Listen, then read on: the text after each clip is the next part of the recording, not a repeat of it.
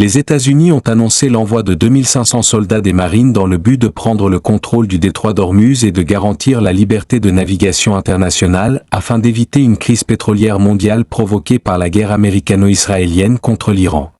Cependant, la réalité militaire indique la difficulté d'exécuter une telle mission, qui pourrait rester théorique, à l'image d'une opération commando visant à s'emparer de l'uranium iranien enrichi. Washington a révélé à l'agence Associated Press qu'environ 2500 soldats du corps des Marines américains, appartenant à la 31e unité expéditionnaire des Marines, ainsi que le navire d'assaut amphibie USS Tripoli, ont reçu l'ordre d'être déployés au Moyen-Orient, précisément à proximité du détroit d'Ormuz, en provenance des eaux japonaises. Ce navire équivaut à un petit porte-avions, capable de transporter 1600 soldats ainsi qu'environ 25 avions et hélicoptères. D'un point de vue historique, le navire des marines porte le nom Tripoli, une appellation tirée de la célèbre bataille de Tripoli en 1804, qui opposa les forces américaines aux forces navales de Tripoli en Libye, après que Washington eut refusé de payer un tribut afin d'éviter que ces navires ne soient attaqués. Cette opération est d'ailleurs mentionnée dans l'hymne des marines.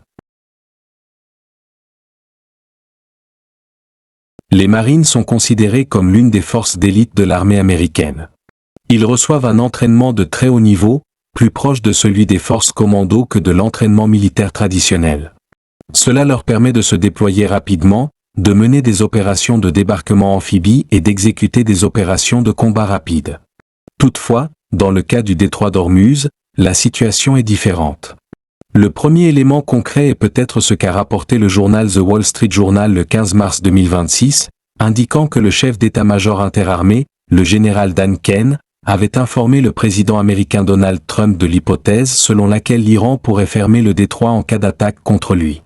En pratique, c'est ce qui semble se produire actuellement, même si la fermeture reste sélective, puisque les autorités de Téhéran permettent à certains pays, comme la Chine et l'Inde, de faire passer leurs navires, tout en empêchant d'autres. L'avertissement du général repose sur des données de terrain et constitue une indication préalable que l'Iran possède la capacité de fermer le détroit d'Ormuz, ainsi qu'une reconnaissance du fait qu'une opération américaine visant à en prendre le contrôle serait extrêmement difficile, voire impossible. Cette difficulté apparaît à travers les éléments suivants. Premièrement, le Pentagone était conscient de cette hypothèse réaliste, puisqu'elle constitue un moyen de pression pour Téhéran, selon le Wall Street Journal. Malgré cela, le Pentagone n'avait pas élaboré de plan préalable pour rouvrir le détroit. Au contraire, l'envoi des forces des marines est intervenu après la fermeture, alors que la logique aurait voulu qu'elle soit déjà présente dans la région. Cela pourrait indiquer que la décision de guerre a été prise rapidement, sans attendre les préparatifs nécessaires, ou qu'elle résulte d'une mauvaise estimation de la puissance iranienne. Le président Trump pensait que l'Iran capitulera avant de fermer le détroit d'Ormuz. Deuxièmement, à Bahreïn, où se trouve le quartier général de la 5e flotte américaine, 3 navires sont présents, selon le magazine de l'Institut naval spécialisé dans la marine américaine. Les navires de combat littoral USS Canberra, LCS-30, USS Tulsa, LCS-16, et USS Santa Barbara, LCS-32. Ces bâtiments participent aux premières forces opérationnelles de lutte contre les mines de la marine américaine. Ils effectuent des missions similaires à celles des marines, et embarquent même des unités de marine à leur bord. Cependant, ils ne patrouillent actuellement pas dans les eaux du Golfe, car ils sont stationnés pour faire face aux missiles et aux drones iraniens, étant donné que toute navigation les exposerait au danger. Ces navires de guerre relativement légers disposent déjà d'un nombre suffisant de soldats et d'une puissance de feu conséquente, ce qui signifie qu'il n'est pas nécessaire d'attendre l'arrivée de nouvelles forces de marine. En effet, environ 30 000 soldats américains sont actuellement déployés au Moyen-Orient, dont des unités de marine dans plusieurs pays du Golfe, notamment aux Émirats arabes unis et à Bahreïn. Troisièmement, tous les navires américains se sont éloignés du détroit d'Ormuz afin d'éviter d'éventuelles attaques iraniennes, y compris le porte-avions Abraham Lincoln, qui s'est retiré loin de la mer d'Arabie, tandis que Téhéran affirme l'avoir touché par des missiles. Par conséquent, l'entrée du navire USS Tripoli dans le détroit constituerait une opération difficile. Quatrièmement, un débarquement terrestre des marines sur le territoire iranien représenterait un véritable pari risqué en raison du déploiement massif des forces militaires iraniennes.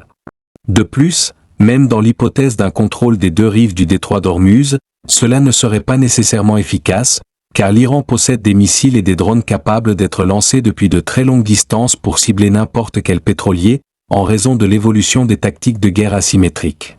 Il suffit d'observer l'expérience dans le détroit de Bab el-Mandeb, où les pays occidentaux n'ont pas réussi à garantir réellement la sécurité du passage des navires commerciaux et des pétroliers face aux Houthis, malgré la présence de 2 missions militaires internationales, la mission européenne Aspide, dirigée par l'Allemagne et la France, et la mission Prosperity Guardian, dirigée par les États-Unis et le Royaume-Uni. Toute opération visant à garantir la sécurité du détroit nécessiterait donc la participation de la marine avec un nombre important de navires, ainsi que des forces terrestres pour des opérations de ratissage, et pas seulement des marines. Cela impliquerait la présence de troupes sur le territoire iranien, ce qui ne fait pas partie des plans du Pentagone ni de la Maison-Blanche, cette dernière cherchant plutôt à mettre fin à la guerre. Enfin, aucune compagnie d'assurance ne peut fournir une couverture à un pétrolier traversant une zone en guerre. Le scénario des années 1980, lorsque la marine américaine protégeait les navires dans ce détroit, appartient désormais au passé en raison des progrès des armements. À la lumière de cela, l'arrivée des forces des marines constitue un soutien à l'action militaire en raison de leur expérience, mais il reste très difficile de rétablir la liberté de navigation dans le détroit d'Ormuz. Il est même possible que la guerre prenne fin avant leur arrivée dans la région, prévue pour la fin du mois en cours. À titre de comparaison, les déclarations sur la libération de la navigation ressemblent aux informations qui évoquaient l'hypothèse d'une opération commando visant à s'emparer de l'uranium enrichi stocké dans des installations iraniennes. Il est apparu par la suite que cette opération militaire était irréalisable. Cette information avait été largement relayée il y a quelques jours dans les médias et les programmes télévisés, avant qu'il ne devienne clair que sa mise en œuvre était impossible, et plus personne n'en parle aujourd'hui. Le président Donald Trump s'était engagé, au début de son second mandat, à ne pas mener de nouvelles guerres à l'étranger, se présentant comme un dirigeant déterminé à placer l'économie américaine au cœur de ses priorités et à contribuer à la stabilité de l'économie mondiale. Pourtant, cette promesse s'est rapidement heurtée à la réalité lorsque son administration a décidé d'entrer en confrontation militaire avec l'Iran en juin 2025, une décision que certains observateurs avaient alors qualifiée d'exceptionnelle et de limitée. Mais les événements qui ont suivi ont montré une toute autre dynamique. Le 28 février 2026, une confrontation militaire bien plus large a éclaté et en est aujourd'hui à sa 3e semaine, sans qu'aucune perspective politique claire de résolution ne se dessine.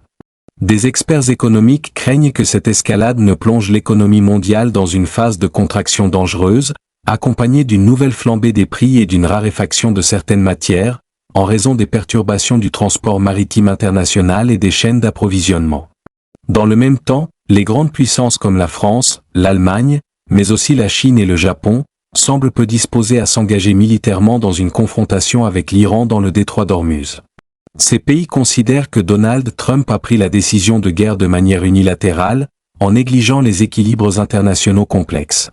Par conséquent, ils estiment qu'il lui revient d'assumer seul les conséquences de cette décision et de trouver une issue à la crise qu'il a contribué à provoquer.